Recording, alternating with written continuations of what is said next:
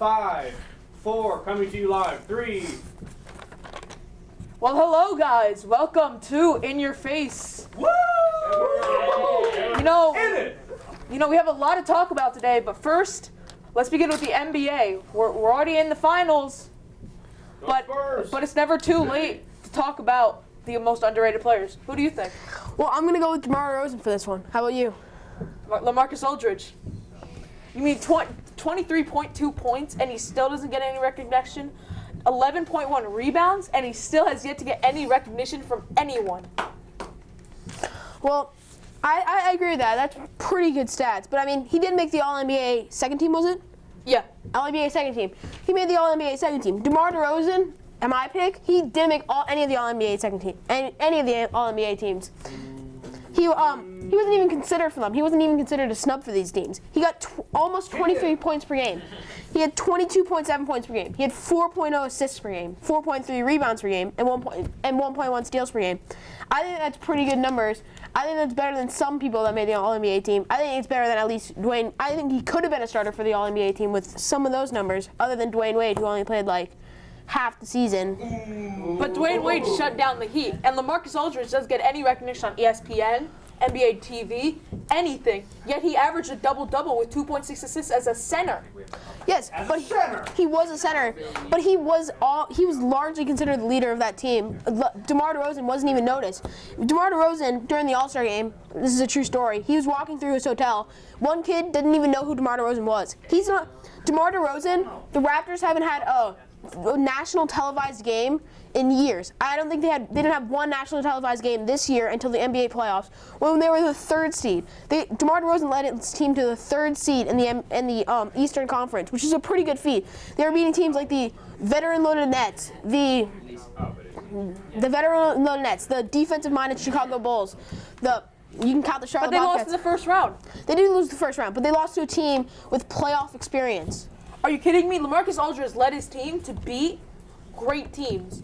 He beat the offensive-minded, great team in the Houston Rockets, and went on to the second round as a fifth seed with him not even being the leader.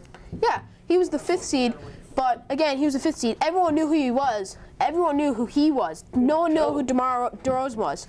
He got tons of recognition for that series. He's widely considered the best player on his team. DeMar DeRozan, he's putting up these kind of stats. He's not even considered the best player on his team. So because Kyle Lowry performed better all season. Exactly. So he's being underrated. No one's recognizing his amazing statistics for this season.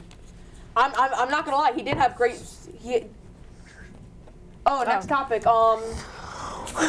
So we're gonna invite our friend Richie to the stage.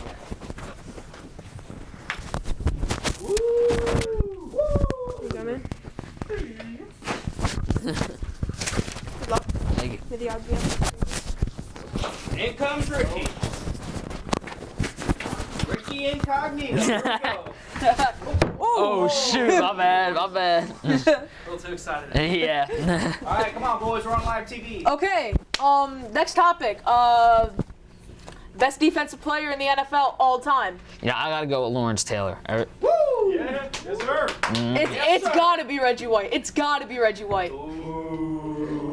I mean, Reggie White, don't get me wrong, he was a great player and all. I mean, he motorized, people do, but Lawrence Taylor, I mean, this guy just hammered people. I mean, I remember there was a game in 86 against the 49ers in the playoffs. He knocked out Joe Montana out of the game. Out of the game. Out of the game, In 1987, Reggie White had 21 sacks in the whole season. Yeah, but he made it to the playoffs and got out in like the first round because he was with the Philadelphia Eagles.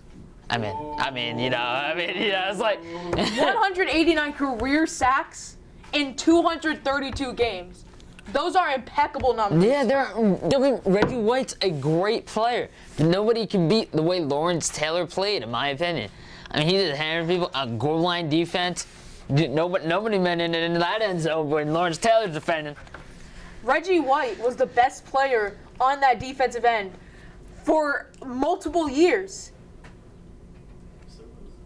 1,048 tackles in the 232 games. Lawrence Taylor came in the league in 1981. He took the Giants to the playoffs. They never been to the playoffs in like 15 years.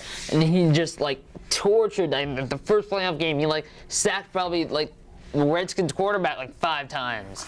He'll, like, yeah, that too. Ended Joe Theismann's career. Leg. I can't lie. I Ended it. can't lie. That was really impressive. Hammered him. Can't lie. Boom. Really Hammered impressive. him. But Reggie White had 2 sacks on a defensive line, and both of those equated to touchdowns. Oh. Oh, all right. Boom. Scored on defense. You know what happened too? Lawrence Taylor pinned down Joe Montana again. Threw it all the way back. Ran all the way back, but you know who's still on the floor? Joe Montana's still on the floor. Oh. All right, if we're talking about big hits, Yeah. Lawrence Taylor. But when we're talking about who you want to build a team with, you want to build a team with Reggie White. You don't want to build the team with Lawrence Taylor either? Defense wins Are you championships, kidding me? and Reggie White played great, impeccable defense. And how many championships does Reggie White? Oh yeah, he's one. But how many championships does Lawrence Taylor have? 2. Championships don't equate to anything.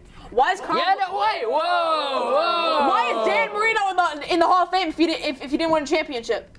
Because he was a great quarterback, but still, look at all the players that win championships. Terry Bradshaw, Troy Aikman. I mean, you got to win championships, in my opinion. Terry. That's Tom insane. Brady. Tom Brady. That's insane. That's insane. Troy. Ooh, Warren Sapp, baby. Warren Sapp got 1. Okay, let's move on to the next topic, and we'll bring back Spencer. Woo! Go Spence. Lawrence Taylor's the best defensive player who played the game.